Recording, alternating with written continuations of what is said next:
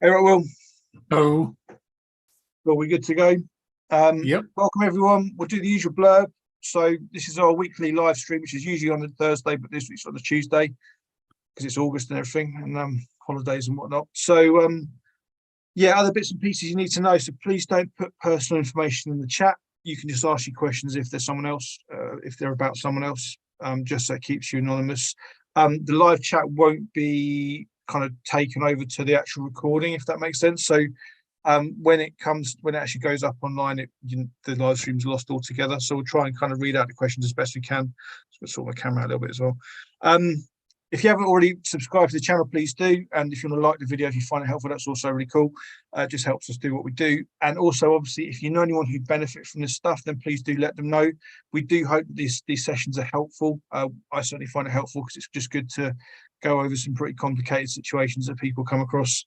And kind of just keep ourselves kind of thinking about that through, because it's not always a case of giving a straightforward answer. Sometimes it's actually quite tricky to work out what different sort of concepts and principles are at play. Now, we've had 3 questions come in through the comment section through the week, so we might start with them. And I've seen we've got one in the live chat already, so we'll come to that in a little bit. So if we start with a question, it's basically about antisocial behaviour. And it's interesting. So I was on there's a Facebook group called Housing Advice Independent, which is, I'm not an admin or anything, but I sometimes chip in with stuff. And there's a very similar question, and it's quite interesting looking at these. There's 3 cases I just want to kind of compare a little bit. So the question in the Facebook group I saw was really where there was someone who's vulnerable, historically suffered domestic abuse, and was getting a lot of grief from their neighbours. So that's kind of the first one. The question that we've got here, and I'll kind of read out as best I can, is so if the council finds someone to be statutory homeless and owed a main housing duty, as the accommodation is not reasonable to continue to occupy due to fear or threats of violence, but the accommodation can be classed as reasonable for the purposes of temporary accommodation. So I'll break this down in a minute because it might not make sense yet. As temporary accommodation is homeless at home, what action should the council take? And so in one sense, there's not quite enough information to make sense of it yet. The person actually provided quite a lot more detail. So essentially, the neighbour had already been convicted of threats to kill, I think, and kind of served with a restraining order, which they then breached. And they had approached the council a couple of years ago. The council basically hadn't done anything, but they persisted, and the council had essentially worked out that they should have treated this person as homeless from 2 years previously. And so they'd accepted the main housing duty, as in they'd accepted they were homeless because of the threats and kind of antisocial behaviour and harassment. And I'm assuming there were maybe kids involved that may know that the priority need was straightforward. But they've then reached the decision that they owe them the main housing duty, but they haven't actually housed them elsewhere. So they're still living in this property where they've got very kind of dangerous neighbours. And as I say, the person then goes on and finishes by saying, my question is, what should the council actually do when they accept a main duty? They should at least offer temporary accommodation, shouldn't they? Not just call me 5 weeks later and do nothing, which is essentially what's transpired. And actually, the information that they also provided, the complaint's already at the LGO sort of stage in terms of being investigated. So I think this person's done everything they reasonably could have. But the question is, you're in this situation where you're suffering harassment from a neighbour, and the council actually accepts that, yes, because of the severity of that antisocial behaviour and harassment, you are homeless, and they then owe the main housing duty. But they've accepted that and they've done nothing with it. They've not offered temporary accommodation elsewhere. There are some additional issues around. I think one of the children but just remembering it now, one of the children had a disability, which meant they needed kind of adaptable property, which made it even kind of more complicated. But I think that's really the kind of our first question is, if you are homeless at home, and this is again maybe jargon which we'll expand on in a minute, but if you are homeless at home, what does the council have to do, in terms of providing temporary accommodation both before and after that decision's reached? So I'm hoping you guys followed what I'm talking about there, because it's a little bit tricky. But yeah, so I'll just use jargon. So homeless at home. So essentially, under the Housing Act, you can be homeless because you literally have no roof, but you can actually be homeless because of a load of other circumstances where you actually might have a roof. So, for example, you genuinely can't afford your property. It might be that it's unsuitable for your medical needs, or it might be that you're experiencing domestic abuse there, or at risk of domestic abuse there. So essentially, there's probably, well, I would say maybe even a couple of million people in the UK who may actually technically be homeless under that definition and just don't know that there's help out there. So this term homeless at home is kind of when the council accepts you are homeless, but instead of moving into temporary accommodation, you kind of say to them, look, I can stay in the short and medium term with my family, and I'd rather do that than go through the temporary accommodation process. So that's kind of what that term means. But it's not, the council would have to offer suitable temporary accommodation to actually be able to turn that down and say, actually, no, I'd rather stay in my own arrangements. And a decent council would be, kind of all for that, because it saves them having to find that person temporary accommodation themselves. But they should say to that person, if circumstances change, if your relationship with a family member or whatever deteriorates, then let us know, because we have a duty to provide this temporary accommodation. So I'm hoping that's that sort of sets the scene for this for us to actually properly answer this question. I mean, I can have a stab at it, but does anyone else want to kind of jump in at this point and say what they think the answer is? Go on, Will. You look like you're about to say something. No, I was going to say go for it, mate. I mean, I haven't got a lot to add right now, so I mean, I could contribute after you've said what you want to say. Yeah. Okay. Well, I'll kind of start us off then. So, with interim accommodation, both right, there's even more jargon here. So, when we talk about interim accommodation, we're talking about the temporary accommodation that's offered when you make a homeless application and you give the council reason to believe that you might be homeless, might be eligible, might be in priority needs. So we call it interim, but we also some people call it emergency accommodation, some people call it temporary accommodation, or whatever. But we'll call it interim. That's kind of the words the guidance use on it. But then you're in that interim accommodation. The council then reaches a decision to say, yes, we actually have a duty to provide you with settled accommodation, but you may not be offered that settled accommodation for many months, maybe many years. And so your interim accommodation could effectively become what we then call temporary accommodation. Again, it's kind of different people call it different things. And you might be in that temporary accommodation, as I say, it could be a couple of years before you win a bid on the housing register, or until they find private rented accommodation or whatever. So although it's technically temporary, it might actually be you end up living there longer than you would for a fairly typical private rented tenancy. So I guess just trying to add some layers of detail. Interim and temporary accommodation has to be suitable at basically at all times. And I guess one of the things within interim accommodation is, because it is only meant to be very short term, it can be less pleasant than longer term temporary accommodation. So that's why councils can use a B&B for families for up to 6 weeks, because although it's not suitable, it's not ideal. Let me just rephrase that. So although it's not ideal, the councils are allowed to do it because it's for a short term only. Now, again, I know, Will, you've talked about cases that kind of talk about this before, but when councils essentially have an ongoing duty to make sure that accommodation remains suitable, and they should do that by essentially kind of reassessing things as circumstances change, as time goes on. They should be constantly or kind of consistently checking that is still suitable to live in. Because, as I say, it might be that a certain type of accommodation is suitable for the short term, but once you're there for a certain amount of time, actually it's no longer suitable to remain there, because it's just too small, or the cooking facilities just don't mean you can afford your food and all that kind of stuff. So in this situation, again, it's obviously impossible to kind of know all the ins and outs of the case, but in this situation, the council should have offered temporary accommodation as soon as they have reason to believe that family might be homeless, because we're assuming here that they are in priority need because they've got a child and they are eligible for assistance. We're just going to assume that. So as soon as they have reason to believe that actually this harassment and antisocial behaviour may mean that they're homeless, they should be offered temporary accommodation at that point. Now, again, sometimes that's a more difficult argument to win when it's really kind of on the kind of cusp of becoming kind of hitting that threshold. So it is a low threshold, but it's as I say, with something like harassment and antisocial behaviour, it's a grey area that it can be, or it may not be actually a homelessness issue. So the council should have offered it then, but you could say at that point, well, look, I would rather stay put in the very short term rather than be moved up to Newcastle or something, because I've got this tension with the risk from our neighbours versus the support network that's here. Let's say in this particular case, we've got a child with medical needs. you know, it's important actually the kind of pull factor and the push factor, we need to weigh that up. So, you know, often I think councils are guilty of, you know, they'll just kind of look at the push factors of the risk of abuse or something and actually ignore the pull factors, if that makes sense, of that support network, and, you know, the job and the kids' school and the family support network, all that sort of thing.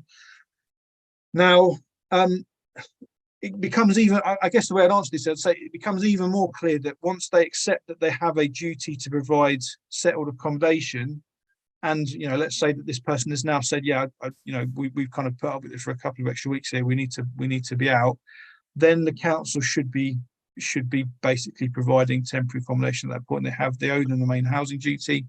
That's the end of it. They should be offering suitable accommodation, having carefully considered the needs of every household member.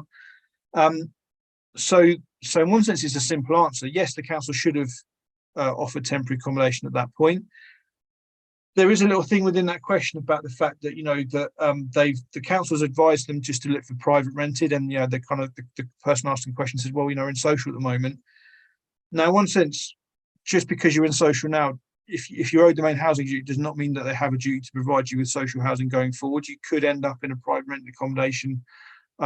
You know, it's probably less likely with a family, because it's probably going to be, it's very difficult to find affordable accommodation for families and for single people, but particularly if they've got medical needs and that sort of thing, because private landlords don't tend to be very happy about adaptations being made to the property. But yeah, and there's kind of additional things that should be in there about, for example, it has to be at least a 12-month tenancy rather than a 6-month tenancy if the council was going to discharge that main housing duty into the private sector. But yeah, you're not, yes, but I guess it's just a point here to raise, is that you're not guaranteed social housing just because you have social housing at the moment. It's just not how it works.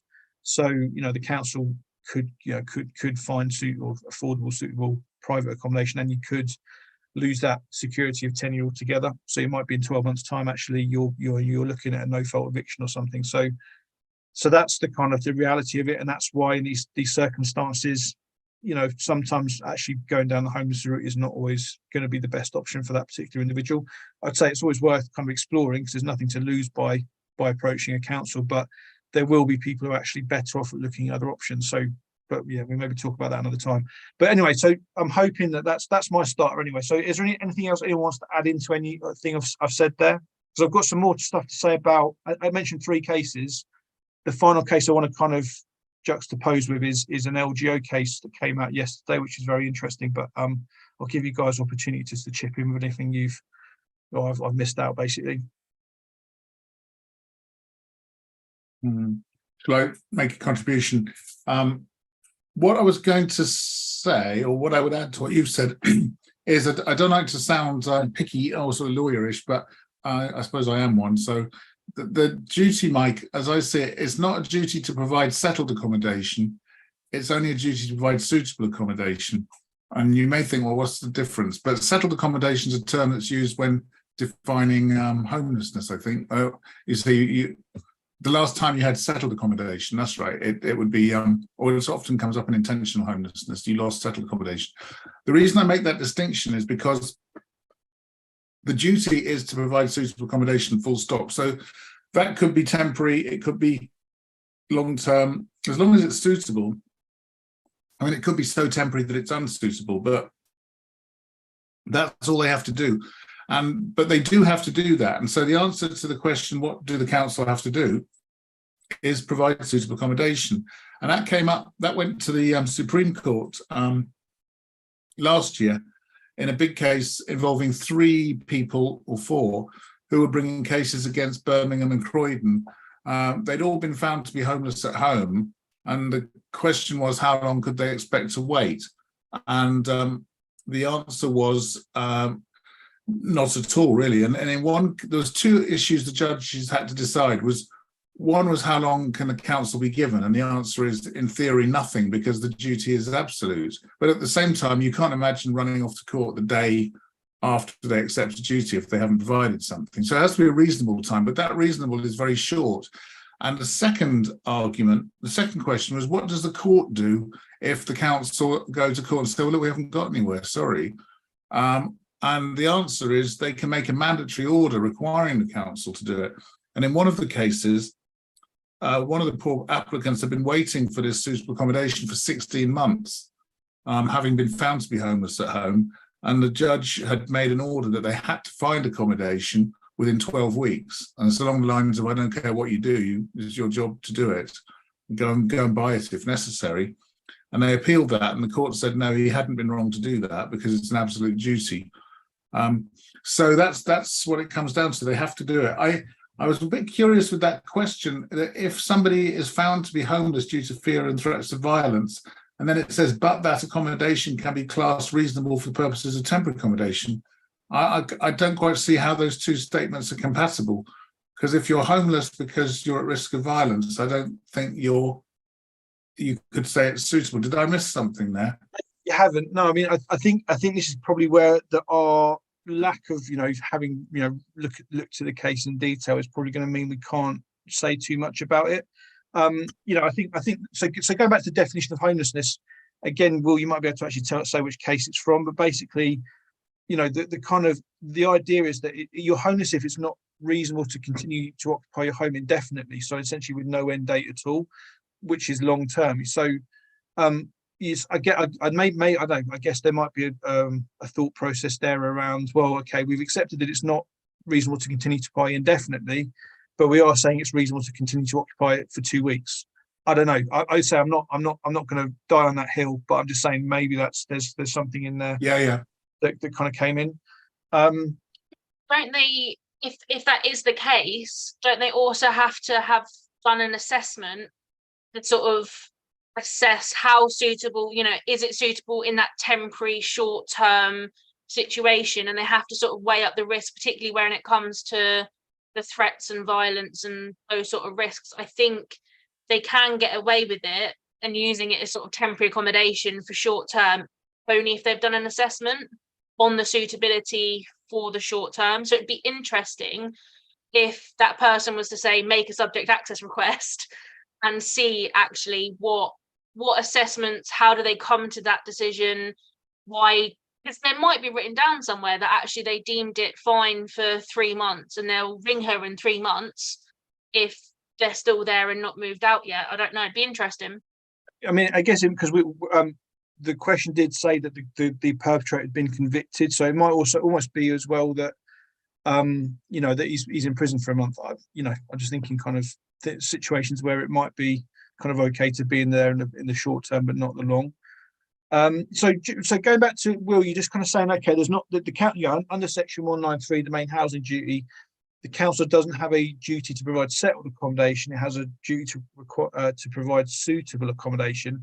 For all intents and purposes, would they not be? Because in one sense, you've got two ways to discharge that duty in end. One is a 12-month tenancy in the private sector, or it's a Part 6 offer. I'm not aware of any other options that the council would have. No. So one says it's going to result in an offer of settled accommodation. Is that a better way of thinking about it? Is that what you're saying? I wouldn't use that term particularly, because the term is used, I think, in the context of intentional homelessness. So that if I got evicted from my flat today and I went to stay at your house for 3 weeks and I paid you a bit of money, I might be able to say, well, I was Mike's tenant for a while, and they would say, no, that wasn't settled accommodation, you couldn't really stay there. And that's what it means, I think, is basically accommodation which is less than a proper place. But that I wouldn't bring that into there's no suggestion that the council would try and offer you something like that at the end of the Section 193 process. So I think, I mean, obviously it would have to be somewhere stable, and I mean, essentially, yeah, I mean, it would be settled accommodation, but the duty, I'm sorry, I mean, it sounds like I'm being pedantic, but the duty isn't to provide that. It's got to be suitable accommodation, because it could be settled and unsuitable. That's maybe a rabbit warren we'll go down another time. I mean, maybe it's something to return to, because I'm also, I read something recently. I've had a busy few weeks, so my head's not particularly clear on things, but something which basically said that there was even a case where an assured short hold tenancy was not deemed to be settled accommodation. But I don't listen. I'll maybe bring that to the next one or something and talk more about that. But I thought I was surprised by it, because again, when council officers, they generally don't have a lot of training on this. and they kind of have this kind of, very much a black and white view on what is and what isn't settled accommodation. And it's important with intentional homelessness, as you say, because it can define whether or not you are. So the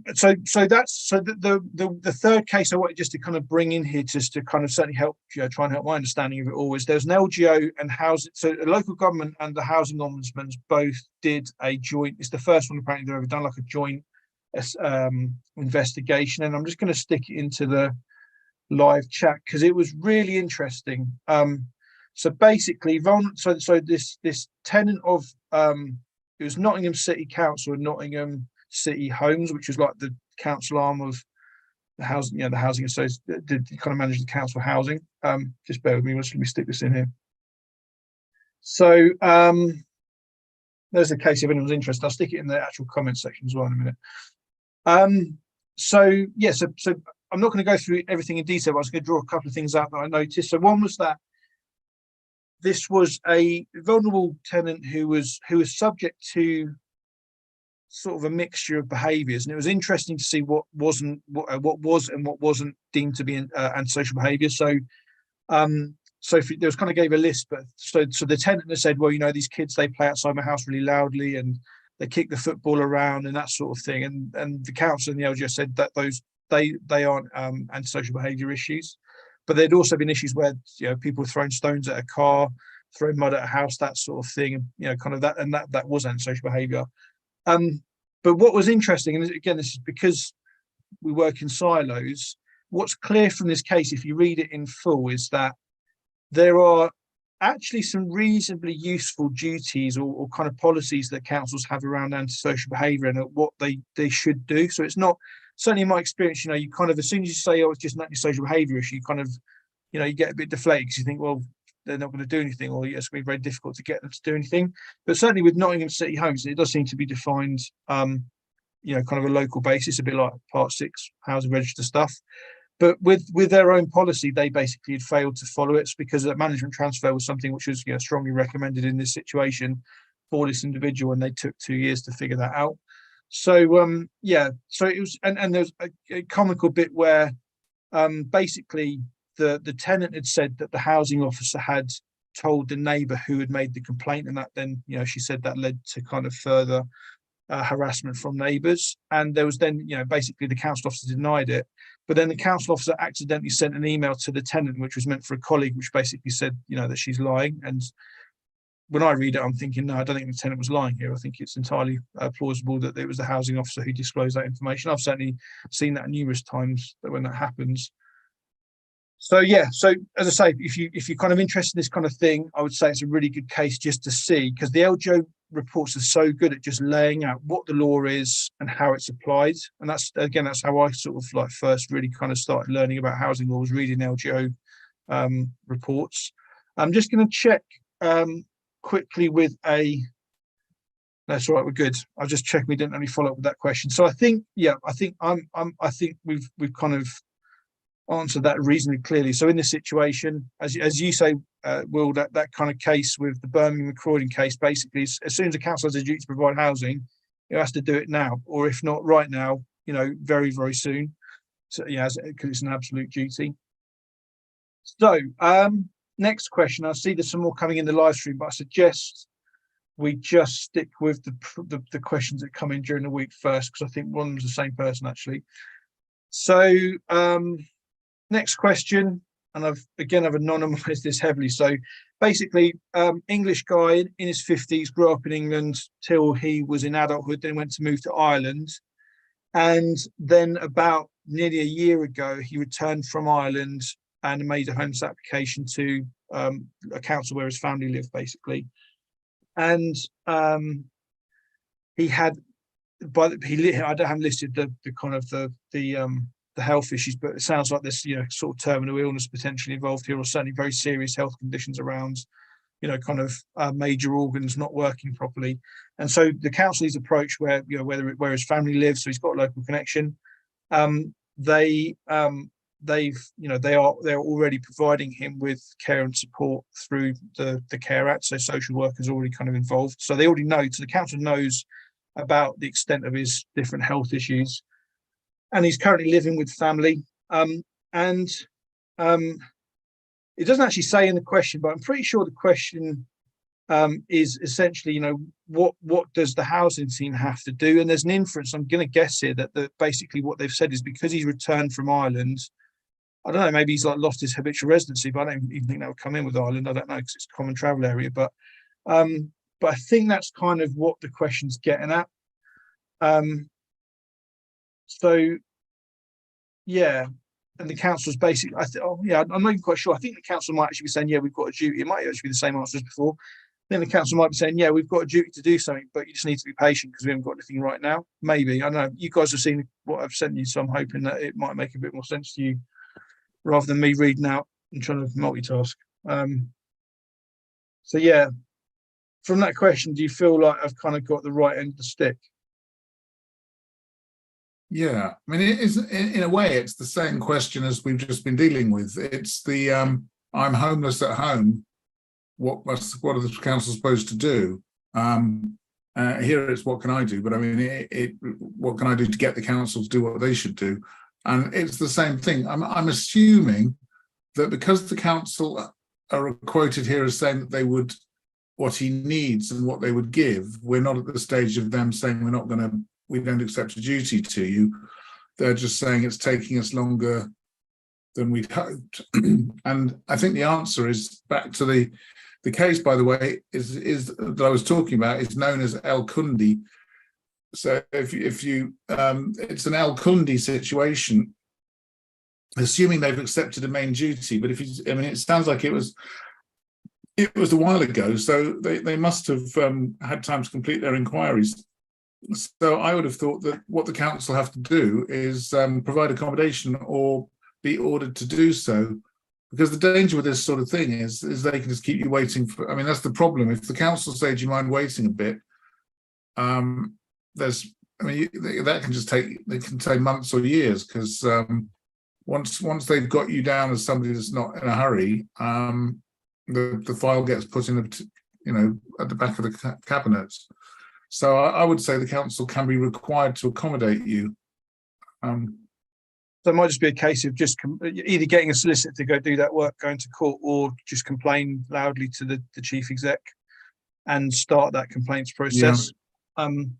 Again, it's a difficult one where you've got these kind of situations where, do you make a subject access request first because that's going to lead your complaint to be stronger, but then you lose a month because it takes a month to get that, potentially more if they're rubbish and they don't actually respond to it within 30 days. Or do you just complain now and then make a subject access request as you're doing it? So I don't know, Shannon, what do you reckon? I wonder, because they've not mentioned anything. I know they said they've been told they need the extra care housing, but I know in our area at least, those sort of properties do come up when you're bidding. Now, this person hasn't mentioned anything about the bidding system. So I wonder if it's almost worth a try to sort of contact the local authority and say, look, what can I do to be proactive in the situation? Can I get onto the housing register if they're not on there? Now, this is me assuming, because most people who write into us and ask questions, they mention sort of the bidding system, and then we have to explain part 6 and part 7. So I wonder if there's anything that they could do that way to sort of, and then they're in control of their only bid for the suitable properties. Because it sounds like they've got a good grasp of what's going on with their own needs. They've got the carers coming in, they've got specialised bed and equipment and stuff. So I think it might help them to be a little bit more front driver, but also help the council, because then they're sort of going, look, put me on the bidding system, sort of, I know I'm entitled to temporary accommodation. I'll stay here and try and get me a higher banding to try and get through. Does that make sense? It's a bit of a sort of weaker option, I think, but it might help. Yeah, I guess it also depends on the conversations that the social worker's having with the colleagues in the housing team. So sometimes if a social worker knows what they're doing, they should be very kind of capable of actually ironing out those issues. And it just kind of, I guess it's just something to kind of maybe just labour that point, as kind of Will's just alluded to, like, if the council's got a duty to provide you with temporary accommodation, you say, well, actually, do you know what? I know your temporary accommodation is rubbish. It's going to be miles away. I'd rather just stay in this temporary arrangement with friends and family, and the council agreed to it. It seems like everything's good, but what that actually means is the council is no longer motivated to actually move you through because you're no longer costing them money. So it's something which is, again, it's impossible to really know what you're weighing up, but it's a thing to factor in, is that if you're going to, stay in, kind of temporary accommodation that you've arranged through family or whatever, and the council knows about that and is kind of agreed to that, then you go to the bottom of that in tray. And when a property comes up, they're not going to be rushing to give it to you. They're going to be rushing to give it to someone that's in temporary accommodation that's costing them money. So yeah. Okay. So I think one option is to complain robustly, get a subject access request. One option is to just make sure there's nothing that the person can actually do to actually speed things up. So as you say, Shannon, like, make sure you're live on the bidding system, that you provided all those documents, that the social workers provided all their stuff, because that's probably going to be necessary to kind of correctly assess the type of accommodation they need and so on. Or you go kind of down the solicitor route and you get a solicitor to strong arm the council into doing it quickly. So yeah, okay, feels like that one's done. So as you say, was kind of a similar answers to the one before, actually, about the duty being basically immediate.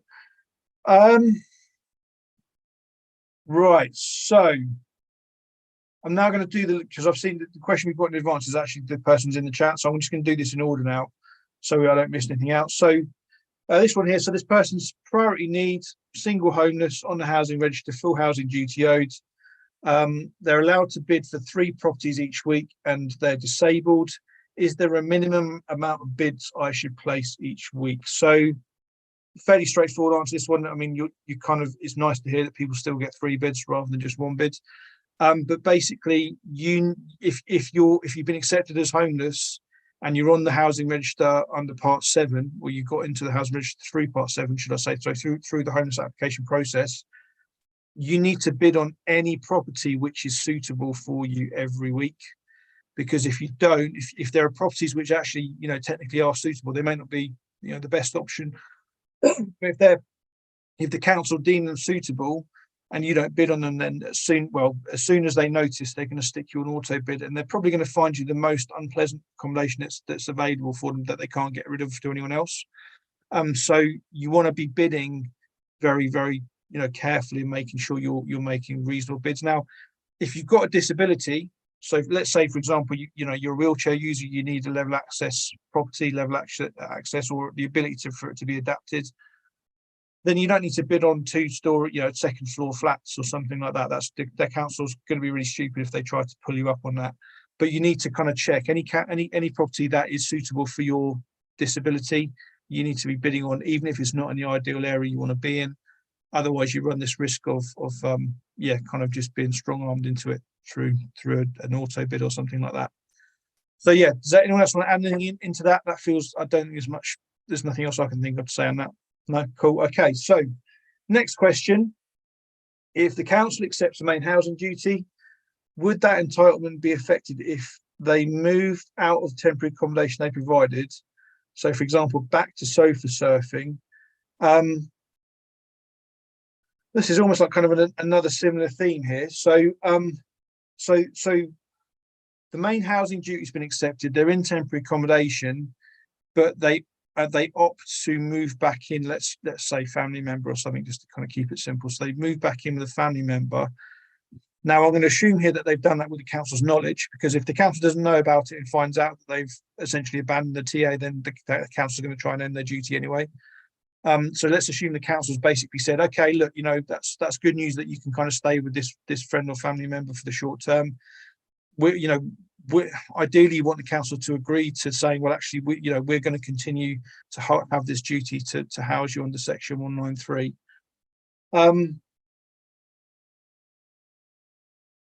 This person's basically saying that they're doing this because they're living in a B&B indefinitely is basically too grim to bear. So they essentially have a better offer in this temporary arrangement. So I guess, very similar to what we said already. I would say that as long as the council's is aware of the arrangement and has agreed to it, and they probably would do, then it would just be a case. It would just be a case of waiting to win a bid on the housing register, or kind of find a private landlord who work kind of work with the council to kind of be able to discharge into the private sector. So yeah, I'm not come across this situation before, so I'm not quite sure how else it might play out. But that's kind of my thinking on that would be, assuming the council's happy with it, then I think it shouldn't really affect that main housing duty. But as I say, if you just do it and you don't bother to tell the council, then that's going to probably cause you quite a lot of trouble, is probably what I'd say. Because as I say, as soon as the council find out that you haven't been staying there, they're probably going to say, that they're going to end the duty and say, you've basically abandoned what was going to be an offer of suitable accommodation, or was an offer of suitable accommodation with the prospect of being housed long term down the line. So yeah, does anyone else think of anything else with that one? As I say, I've worked with plenty of people who've opted to stay with friends and family in the interim stage before the main housing duty is accepted, but I can't think of anyone who remained after that main housing duty been accepted. So I haven't seen it play out in practice. Just I think for me, and it's probably a question Will might be able to answer, I wonder if they'd be able to challenge the sort of suitability of a B&B. Now, if it's just because it's grim, because it's not as nice as their friend's house, and potentially that's not going to be, the sort of argument you want to try and do. But if it's unsuitable and grim because of disabilities or because of whatever else it might be, even affordability, in a B&B, if you're not got cooking facilities or washing or whatever it might be, cultural reasons might come into play. No idea. I do wonder whether, just going back to the previous conversation we've been having, where you sort of you come out of the council's focus if you sort of are sitting happy in a friend's house, because they're not spending money on you in temporary accommodation. So I do wonder whether it'd be worth trying to change your temporary accommodation first rather than going back to sofa surfing. I'm not sure. Will, what do you think? No, I agree, because I think the danger is danger number one is if you just move out and they find you've gone, they might just close down your whole application. Worry number two, as you say, is they'll say, okay, go and stay with a friend, we'll be in touch, and that you don't hear from them again. So then the answer, I think, is to try to challenge the suitability of the bed and breakfast or the temporary. I'm assuming this is somebody who doesn't have children, but if I'm wrong, if the person does have children, then they should only be there on an emergency basis and only then for 6 weeks. I have actually been working this afternoon on trying to get somebody out of this type of accommodation, and it is a problem because you can be found to be owed a main duty under section 193 and still be in hostel type accommodation 2 years later, because they say, well, that is suitable accommodation. You're a single man, you haven't got any children. What did you expect? There's a shortage in London. Now, the one I'm challenging it on is the basis that the person has post-traumatic stress disorder and they had bad experiences in prison. And so this is exactly the wrong. And in fact, I've done two this week, one based on the same thing. One's a refugee from a country where he was in prison and feels very mistrustful. So that would be the basis. So you could do both. You could say, this is unsuitable for me. I can't stay here at the moment, so I'm going to go and stay with a friend. And then you've covered yourself. Because the danger is if you stay there, they could leave you there. If you stay with a friend, they could leave you at the friend's house. So you're best off challenging the suitability. But you will need some medical or something like that, because it's not certain. I mean, the problem is that B&B, hostel type accommodation could well be treated as suitable. That's why this problem of settled accommodation, suitable accommodation, that for 193, they will try and argue that they are discharging their duty by providing that. There was a slight variation on this, because was this the same question you think that was in the email? Yeah. Because in the email, it sounded like there was two people. It was a joint application and one of them moved out. It said one of us. So that we've had that one. That wasn't this week. That was the last that came out last week, I think. It wasn't in the Yeah, email. I'm getting confused there. Yeah, it doesn't make a lot of difference, but so I'm just speculating. This is very speculative. So the council, let's say the council's accepted the main housing duty. You're now on the housing register and you're band B. Yes, you're now able to bid. And then you say, hey guys, like, what if I was to, rather than live in this hostel here, is it okay if I basically move in with family member, in the medium term, because it's better for me than the offer of a hostel. And let's say the council agreed to that. Now at that point, you're still able to bid, but you're kind of off the radar, because what would happen if you remain in that hostel? The council would maybe try to find and kind of push you into private rented accommodation, potentially with a not great landlord and so on. But I'm just, as I say, this is very speculative, and I'm just basing it really on kind of my experience of working in the council that I spent not very long working in, but a couple of years was kind of long enough to see how things kind of tend to happen behind the scenes, and it's fairly haphazard, and there's not always a lot of rhyme and reason. So one day they might notice your name on the list because you're costing them money, and they'll try and push you out. But it's not like it's kind of fairly treated in terms of the first come first served. So I'm just thinking, like, actually maybe in a weird sort of way that may be a way of kind of increasing the chance of getting a social housing offer at the end of it, because you're off their radar, but you've actually already kind of, you're already bidding, so they can't stop you bidding, they can't take that away from you, and so they're kind of less. I don't know. It's just, I would go with your answer, guys, in terms of challenging the suitability first. But I do wonder, just kind of, as I say, how these teams actually make decisions on this sort of stuff. It is very kind of partial and very, very or informal, let's say. Anything else to say on that one? just to add to what you just said, I think there are some allocation schemes that sort of reward people for not going down the homeless route. And I was just looking while we were talking, because I was talking today to somebody who was involved in an application to Lambeth Council, and it seemed that by staying with the family, they got offered social housing quicker. So a few weeks ago you weren't here. We had a question about Buckinghamshire County Council or whatever, and this person was in Band B, having made a Part 6 application, then became homeless. They went down to Band E, and then they went up to Band D once the main duty was accepted. So they were 2 bands worse off by making a homeless application. So I think you're right. I think there may be kind of allocation policies. And again, as we say every time this comes up, the only way you know is by checking out your local council's website, because they're quite different in terms of how they're enacted around the country. So in terms of anything ranging from local connection criteria through to how banding's assessed and all that sort of stuff, because the law it gives councils quite a lot of breadth to actually, as long as I won't go into the kind of the terminology of it, but it's not very directive, let's say.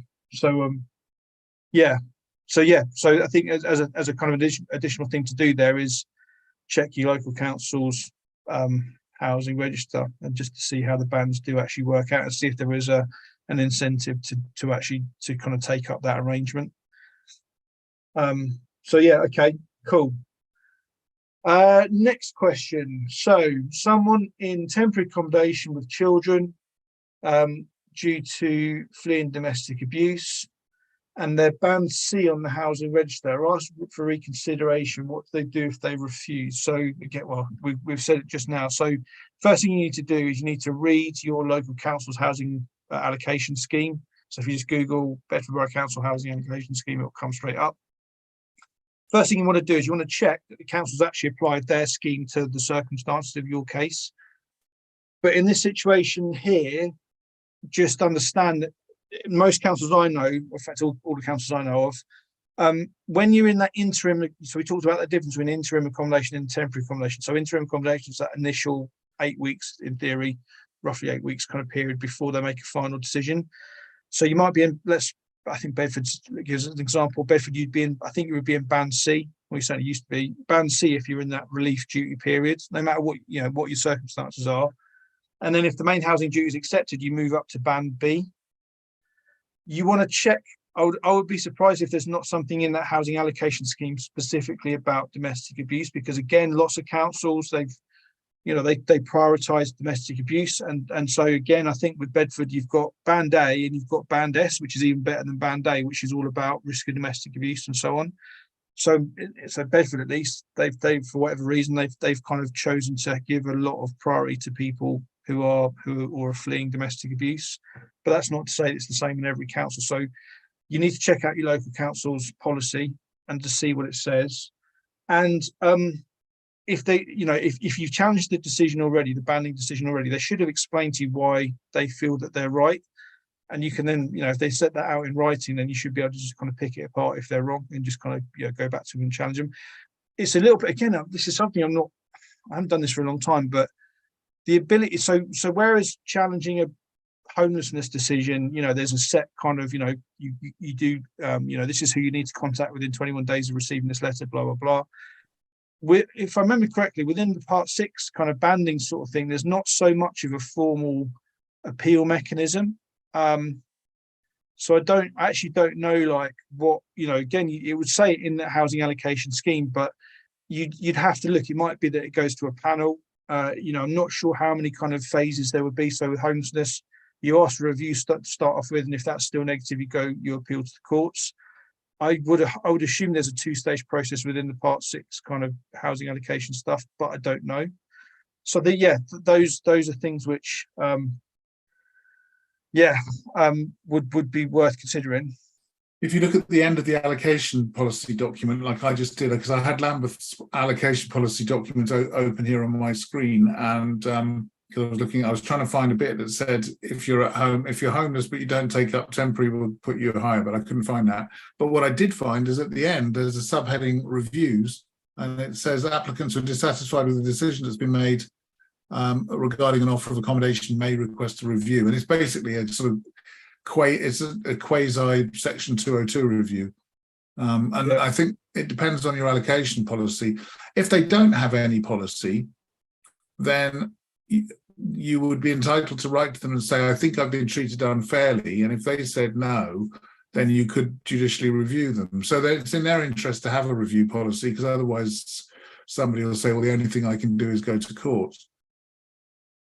So again, this is very woolly with this stuff, but I think historically, I think or maybe even now, so some councils, their review policy basically states that the case would go to the local councillors. There'll be like a panel of councillors who then look at the case, which is weird because councillors don't necessarily know the first thing about housing. But yeah, so there might be either straightforward review processes, like we would have said, in terms of just ask for review, or there might be something a little bit different potentially. So don't be surprised if there's something else. But either way, or any way it comes, challenge it. If you can see a reason that they're wrong. So, for example, you might say in their policy, if you've fled domestic abuse, you'll be Band B or you'll be Band A. Then straight away, you're right, and you can challenge them on that point. So yeah, anything else to say on that one, guys? No. Okay. So next one. So council offered family temporary accommodation 170 miles away. They put in a review before moving to this accommodation. Now the review outcome is out, and the council say they still owe her duty under section 103, and the council and they've now told the council that the temporary accommodation has caused them to be depressed. So, and there's a bit more to it as well. Sorry, these questions are kind of over several things. They have a support worker who's helping her communicate with the council, but the council don't want to communicate with a support worker. One of the family members is on depression medication now. So let's just try, and I'm just going to try and go back over that. So we've got someone who was offered temporary accommodation 170 miles away. So they basically challenged that. I mean, ordinarily, I don't know that a review is technically the right sort of phrase there. I know it seems like it's pedantic, but I don't think that. I don't know. The only way you can challenge temporary accommodation is to go to court, right? Well, I can't remember.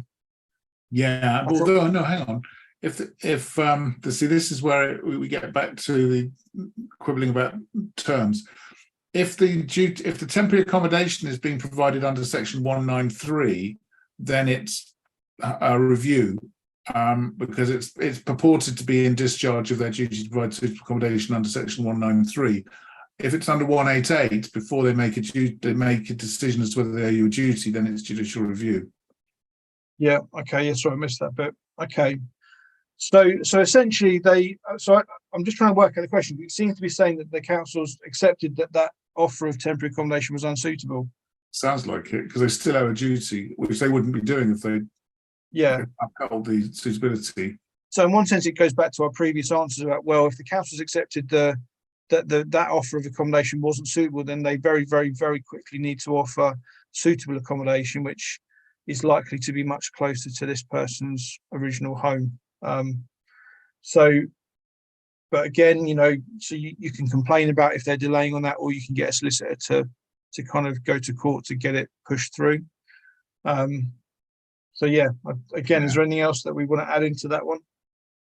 Can I add a bit onto are you talking about just that aspect? Because there's about 3 different problems within this. Sorry. There's the line about the support worker who's helping to communicate with the council, but they don't want to communicate. Because I'm finding that this is a real problem nowadays, because in the old days, you'd say to somebody, go and make a homeless application and come back and let me know if they accept a duty to you. And that was one of the effects of COVID, was that councils sort of went into their shells a bit, and they've never really, in a lot of ways, many of them haven't come out. So it's very difficult to get through to them. And, I see that, say, one council is still doing this thing about having virtual meetings through libraries, which basically means you sit in a library with a laptop and try and talk to somebody.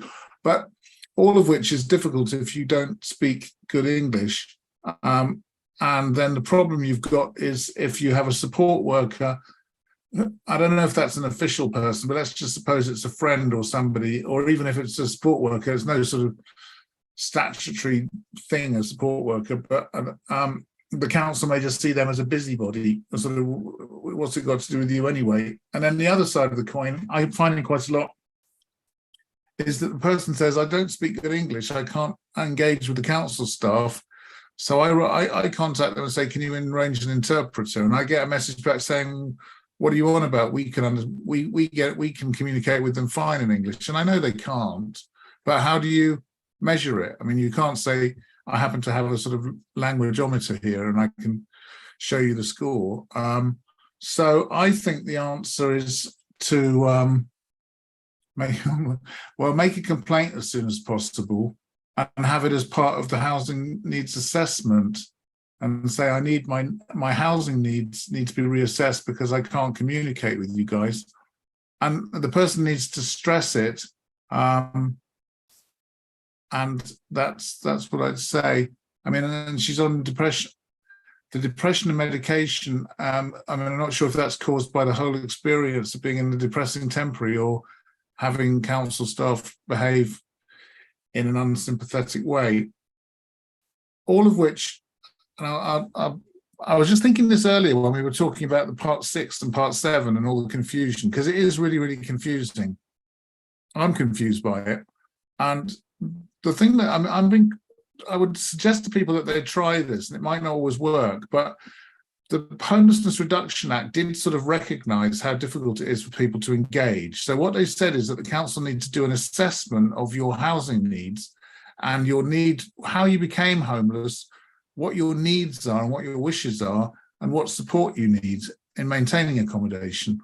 Now, that process should be a sympathetic one, and it should reflect the fact that the person can't speak good English. So I would say, and also, sorry, the thing I was going to say before was, when it comes to deciding what sort of housing needs you have and how you get that accommodation, you could say that council staff doing the assessment and then drawing up the plan that follows it, as under this, it's all part of the same process, should be saying to people, hang on a minute, because I work here, I know the allocation scheme pretty well, and what you should be doing is this and this, and have you thought of the sorts of things we were saying? Whereas as it is, you get this thing where it's a bit like being in some sort of casino or fruit machine place where you don't really know how any of the machines work, and you're pulling handles and seeing what happens, and nobody explains it to you. Whereas if you said, can I have a, and they have to reassess you. So I think you could say, look, I'm in trouble here. I need my housing needs assessment reassessing. And then if they don't do that, you could make a complaint about that. Because the people are still not carrying out proper housing needs assessments. So that's just a thought. It might be a sort of, I think it's something that the people that were preparing the Homelessness Reduction Act recognised how unfriendly the machinery has become. And that process is designed to sort of focus back on the needs of the applicant. And it might be best just to try to see that as the driving force. Yeah, that's helpful. I mean, I know what I'm about to say doesn't help this individual particularly well, but I think it's just probably kind of highlights, like, for, you know, where you've got someone approaching a council, it's really important from day one to be just highlighting anything. So we talked before about, you know, making sure you list your disabilities and you know the impact it has on you and how the council needs to deal with you in terms of, you know, kind of making reasonable adjustments. But I think the same would go in terms of language, because I think, you know, certainly you work with people who are, you know, maybe English as a second language, or you know, they maybe can't read and write in English very well. You know, they wouldn't necessarily kind of volunteer that information, and in one sense they initially try to, you know, make out like they're understanding everything. So a good housing officer would be very sensitive to that. But you know, again, you can't blame a good housing officer for not knowing something they weren't told. So again, if you're either making a homes application yourself, or if you're supporting someone else making a homes application, that initial email needs to contain anything at all relevant, including anything that's going to be relevant under the Equality Act. So language and kind of, you know, disabilities would obviously be a big part of that, just to make sure that the council is aware. It doesn't necessarily mean the council are paying attention to it, but if you've made them aware and they then disregard it, you know, it is a very straightforward complaint to make down the line. So yeah. Hopefully, sorry to jump in again, but the person that's been raising these has put a new comment in which sort of shows the difficulty of it. She says that they did a new assessment and they want her to be bidding on band 3, which is illustrative, because I'm confused by that, and I should think the person that was told that is confused by that. What does it mean? I mean, they shouldn't be saying what they want you to do. They're saying they should be identifying what you need, and they might say it's in your interests, but it seems like the assessment process isn't quite going right. If only because it hasn't been explained properly. Yeah, I mean, I've certainly come across housing officers who take that additional 10 or 15 minutes to you know, to kind of work out what people already know and fill in the gaps. But you know, then you don't always get a good housing officer, do you? So I think again, it's I don't quite know what's realistic to expect people to do, because you know, they're in the situation already where they've been, you know, trying to be pushed 170 miles away in a place where they're not, you know, able to communicate very well. I don't know if it's realistic for us to say, well, you know, you need to read these policies in depth, but I would say it's reasonable for us to say, you know, if you're a support worker or a professional in your area, you should know your local policies. You know, you should take the time to read them and apply them, and kind of, you know, work out, you know, where the information is. You don't have to memorize them, but you should know, you know, where it says about banding. So if you're supporting this individual face to face or whatever, you would know, okay, we just need to go back and check this part of the housing allocation scheme, or this policy over here, the temporary accommodation policy or something, so that you can work out, okay, how to challenge it. Because, you know, it's, I don't know, obviously we get a skewed kind of, perception of what happens out there, but almost in my casework, I would expect them to get it wrong, you know, in terms of, I would expect the housing officer to have made a mistake rather than get it right. So that, you know, as in, it was far more common that housing officers would have made a mistake rather than the applicant making a mistake in their understanding. So it's always worth challenging. I'm thinking really outside of the box here, and potentially it might not be advisable. But if you're 170 miles away from the council you've applied to, you've got your support worker in your current area. Now, as long as it's not a massive city who's already overwhelmed, would there not be a benefit in going down to your local housing team, the one that you're currently in the temporary accommodation with, going down with your support worker, explaining how unsuitable the temporary accommodation is in their area, and actually seeing if you can sort of get that area to sort of communicate with the area that's got the application open with, because in some situations they might really benefit from that, and they might be like, yeah, we want our temporary accommodation back, let's help you get temporary accommodation closer so you're less depressed, and it's a win-win. Now, it would depend on the area, what's happening in the various areas and their pressures, but I don't know if that's potentially a possible solution. So I think you're onto something. I think, and this is going to sound incredibly cynical, but housing officers seem to suddenly know what the law is when it's in their interest too. So if you're saying if you went into a neutral housing team who had, they didn't care whether they had no reason not to give you good advice, they potentially would look at it and say, yeah, you need to do X, Y, and Z because it's in their interest. And again, it sounds cynical, but I've seen that numerous times. And you just say, there's this kind of warfare going on between councils. We've seen it in Bedford recently where Luton bought up 130 properties in Bedford to put their people, discharge of duties into Bedford, and Bedford's like, well, thanks Luton, we've got 100 odd less spaces for people that we've got duty to. So yeah, and I'd imagine if that was someone from Luton who's going to Bedford and you went into Bedford and say, look, Luton's done this, they would be more than happy to tell you. They'd probably write the letter for you, let's face it, to say this is what you need to say. And so yeah, I think that's not particularly out there. That's a sensible kind of way of doing things. It's a similar sort of thing you see to when, if you're taking a Section 21 notice down to a council, they're motivated to see if it's wrong. So, you can be you can trust that they'll have actually done that, had a look at it properly and pointed out if it's an invalid notice. Right.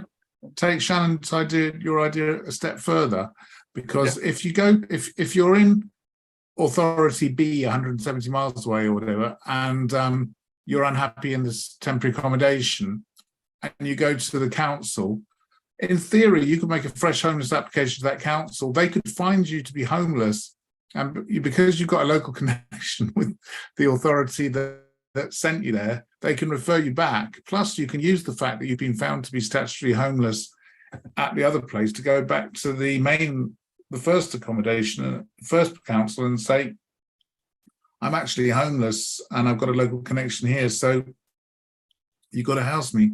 Something tells me that management in the two councils might start talking to each other, and they say, please stop doing these decisions because it's disrupting our policies. But some councils may not like having people shipped off into the worst parts of their borough, but that would be a possibility.